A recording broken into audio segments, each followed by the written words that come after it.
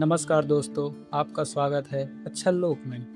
भाग एक में हमने देखा कि चंदर और सुधा की मुलाकातों के बीच एक नया मोड़ आता है जब सुधा उत्साह के साथ चंदर को लाइव थिएटर की दुनिया से परिचित कराती है।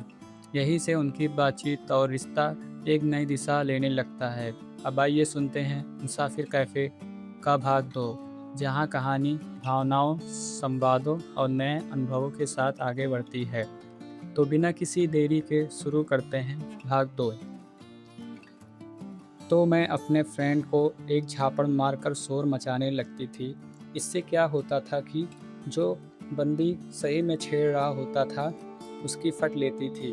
हम अगले स्टॉप उतर जाते थे कि चल पुलिस स्टेशन लेकर चलते हूँ, और अगले स्टॉप से हम दूसरी बस ले लेते।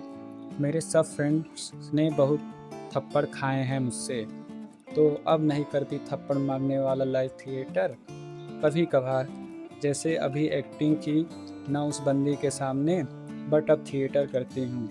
वैसे लाइव भी एक तरह की एक्टिंग ही तो है। कुछ लोग अच्छी कर लेते हैं, कुछ बहुत खराब। एनीवे, जब मेरा प्ले होगा तो बुलाऊंगी तुम्हें। आओगे? हाँ, और क्या, पक्का आऊँगा।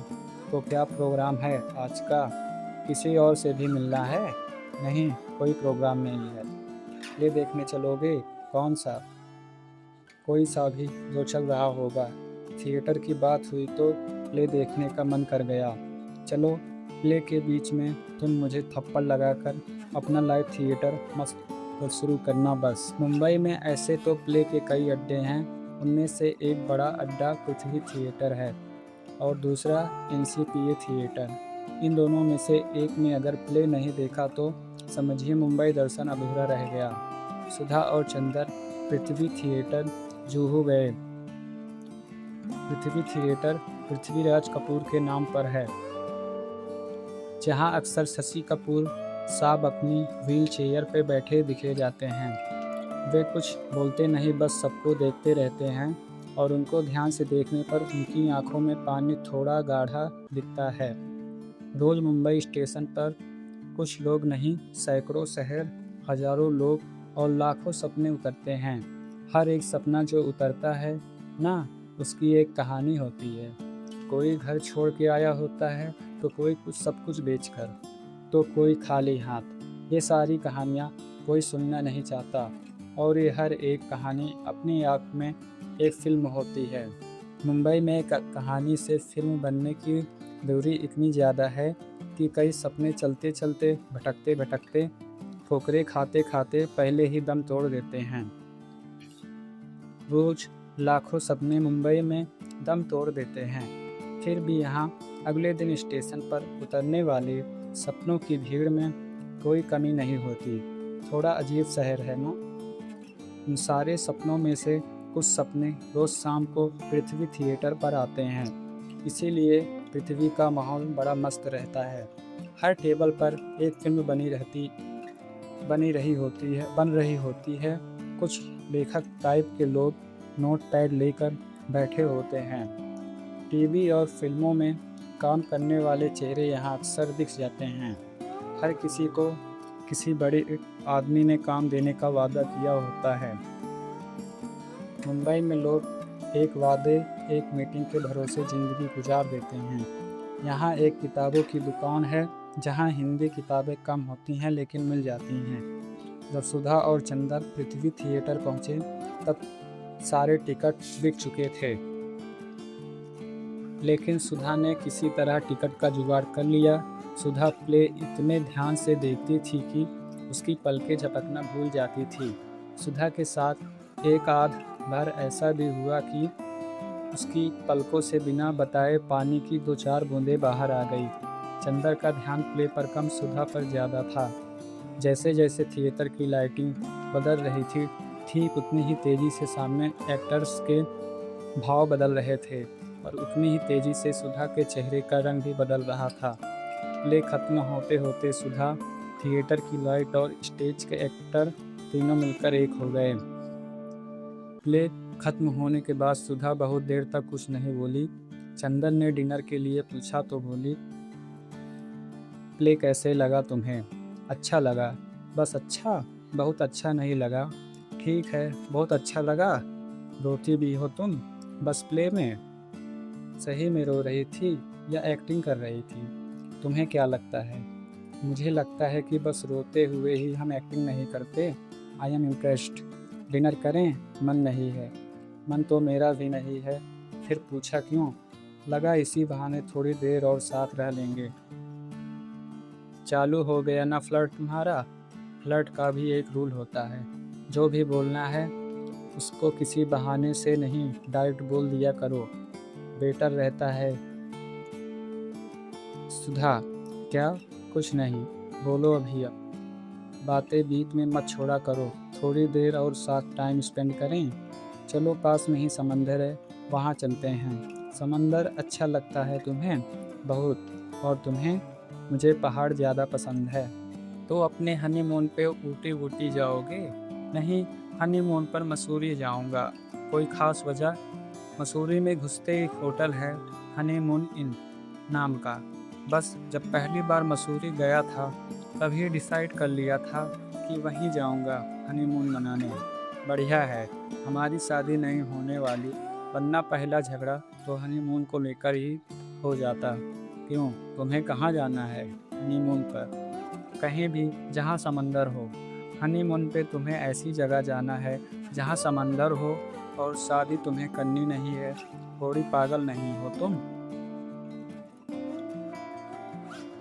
हाँ हूँ तो। हर कोई थोड़ा सा पागल तो होता ही है। मैं तो नहीं हूँ पागल।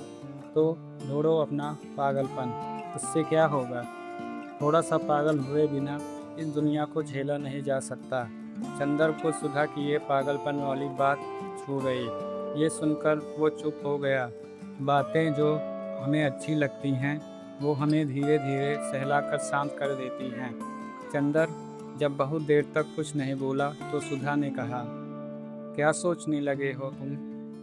कुछ नहीं, बता दो, इतना सोचोगे तो प्यार हो जाएगा। सही में हो गया तो एक काम करना। क्या? मुझे मत बताना। अरे, तुम्हें ने तो कहा था अभी की सब कोई बता देना चाहिए। वो फ्लर्ट के लिए कहा था, प्यार के लिए थोड़े। चलो अब चलते हैं। चलो, मैं तुम्हें छोड़ देता हूँ। ओ प्लीज़, मैं चली जाऊँगी। लड़के इतना केयरिंग नहीं होते ना, तो दुनिया थोड़ी और अच्छी होती। चलो फिर, अब कब मिलना होगा? कब तो नहीं पता, कहाँ होगा ये बता सकती हूँ। कहाँ? वहीं कैफ़े में। तुम्हारा प्ले होगा तो बुलाना। पक्का? चलो, बाय बाय, टाटा। घर पहुंचकर एसएमएस कर देना। वाह, सो केयरिंग। नहीं करूँगी एसएमएस, और कुछ नहीं होगा।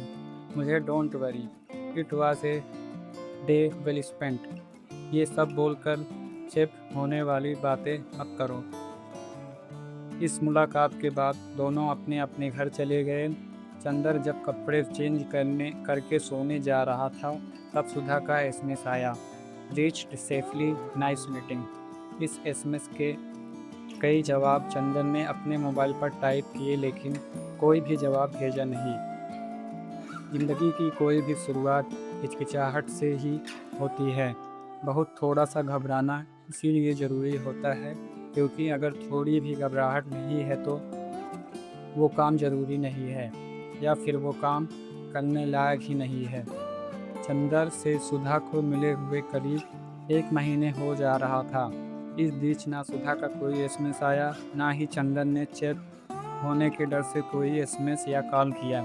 चंदर उस दिन का करीब करीब सब कुछ भूल चुका था, सिवाय पागलपन वाली बात के। सुधा ने शायद अपनी साइड से मना कर दिया था, इसलिए मम्मी का भी उस लड़की को लेकर कोई फ़ोन नहीं आया। बस चंदर को 1-2 बार ऐसा लगा था कि उसको प्ले के बहाने ही सही कोई प्रोग्राम बना लेना चाहिए था। एक बार ये भी लगा कि उस दिन कोई बात अधूरी रह गई। असल में बातें हमेशा अधूरी ही रहती हैं। ऐसा तो कभी होता ही नहीं कि हम बोल पाएँ कि मेरी उससे ज़िंदगी भर की सारी बातें पूरी हो गई। हम सभी अपने अपने हिस्से की अधूरी बातों के साथ एक ही दिन यूं ही मर जाएंगे। खैर, उससे जो बात अधूरी रह गई थी वो कुछ यूँ दोबारा शुरू हुई। एक दिन ऐसे ही रात में 12 बजे आसपास सुधा का फ़ोन आया। चंदन ने जैसे ही फ़ोन उठाकर हेलो कहा, घर से सुधा शुरू हो गई। सुनो, मेरी अपनी फ्लैटमेट से लड़ाई हो गई है, तुम अभी तुरंत आ सकते हो। इतनी रात में? अरे लड़ाई कोई टाइम देख के थोड़ी होती है। रात में हुई तो रात में ही ना बुलाऊंगी। नहीं आ सकते तो बता दो। नहीं बाबा, आता हूँ। कितनी देर में आ जाओगे? बस जितनी देर में ऑटो वाला पहुँचा दे। जल्दी आओ, इस चुड़ैल के साथ एक मिनट भी नहीं रह सकती मैं। सुधा अपना सामान पैक करके चंदन का इंतज़ार कर रही थी। चंदन ने सुधा का बैग लेकर ऑटो में रखा और पूछा, किस बात पे हुई लड़ाई? अरे यार, लड़ाई के लिए कोई बात होना ज़रूरी है क्या? फिर भी कुछ तो हुआ होगा। बहुत दिनों से कोल्ड वॉर चल रही थी, बस आज गाली गलौज थोड़ी ज़्यादा बढ़ गई। गाली गलौज? वाह, तुम लड़कियाँ बाप भाई की गाली देती होगी ना यार? फिर हम लोगों वाली? क्या मज़ा आता होगा। तेरे बाप की, तेरे भाई की। यार एक तो लड़ाई हो गई, पीजी छोड़ दिया मैंने और तुम्हें मजाक सूझ रहा है। ओह, तो पीजी में नहीं रहोगी? नहीं, बैग में 2-3 दिन का सामान है, वीकेंड पे नया पीजी ढूंढूंगी। और वीकेंड तक? तुम्हारे घर में कोई प्रॉब्लम है? नहीं है तो बता दो। नहीं, प्रॉब्लम तो कुछ नहीं है, थोड़ा ऑकवर्ड नहीं हो जाएगा? किसे हो जाएगा ऑकवर्ड? तुम्हें? नहीं, मुझे नहीं, तुम्हें। मुझे कोई प्रॉब्लम नहीं है। उस चुड़ैल से तो अच्छे ही हो तुम। चंदर को उस चुड़ैल से तो अच्छे ही हो तुम वाली लाइन में से केवल अच्छे ही हो तुम बार बार सुनाई पड़ रहा था। ऑटो में बाहर से हवा आकर धीरे धीरे चंदर के चेहरे से होते हुए सुधा के चेहरों को टटोल कर देख रही थी। हवा खुश थी, ऑटो खुश था, सड़क खुश थी, शहर खुश था, चंदर थोड़ा सा खुश था। चंदर की खुशी में थोड़ी सी हिचकिचाहट बिखरी हुई थी। सुधा ने पूरे घर का एक चक्कर लगाया और बोली, घर तो साफ सुथरा है तुम्हारा। हाँ, तो लड़के भी घर साफ रख सकते हैं यार। बढ़िया है, वीकेंड पे घर नहीं मिला तो यहीं रह जाऊंगी। Are you sure?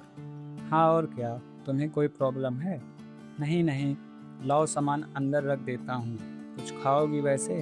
हाँ, भूख लग रही है। मैगी है? हाँ, तुम आराम करो, मैं बना के लाया। अच्छा सुनो, क्या साथ में चाय भी बना दोगे क्या? उस चुड़ैल ने दिमाग का दही कर दिया। ठीक है, दूध नहीं है, बिना दूध वाली चाय चलेगी तुमको? बिना दूध वाली तो नहीं पीती मैं। कोई बात नहीं, ट्राई कर सकती हूँ, बना दें। ठीक है मैडम। तुम सोच रहे होगे ना कहाँ फंस गया? हाँ, सोच तो रहा हूँ, बस बहुत दिनों से मैं ऐसे ही फंसना चाहता था किसी के साथ। बिल्कुल ऐसे ही रात में 2 बजे किसी लड़की के साथ। गुड की तुम्हारे साथ फंसा, इसीलिए अकेले रहते हो? हैं, मैगी तो अच्छी बनाते हो तुम। मैगी कोई ख़राब बना सकता है क्या? तारीफ पसंद है मुझे, लेकिन जब किसी काम की चीज़ के लिए की जाए। ठीक है, मुझे भी ऐसे ही तारीफ करना पसंद नहीं। तो अभी क्योंकि ऐसे ही इतनी रात में मैगी बना के दे रहे हो तुम, इसलिए इतनी फॉर्मेलिटी की ज़रूरत नहीं है यार। अच्छा सुनो, तुम अंदर कमरे में सो जाना, मैं यहाँ बाहर सो जाऊँगा। तुम्हें यहाँ हाल में नींद तो आ जाएगी ना? क्यों, नींद क्यों नहीं आएगी? ऐसे ही किसी लड़की के साथ घर में रात में 2:30 बजे आ जाएगी यार। अंदर कमरे में सोता तो शायद नहीं आती। ऑफिस कितने बजे जाते हो? 9 बजे पहुँच जाता हूँ। सुबह उठा देना मुझे, नाश्ता बना दूँगी। ओ मैडम, आपको इतना परेशान होने की ज़रूरत नहीं, सुबह बाई आती है। तुम बता दो क्या खाओगी, मैं सुबह बनवा दूँगा। अच्छा, क्या बनाती है वो? सब एक जैसा ख़राब बनाती है।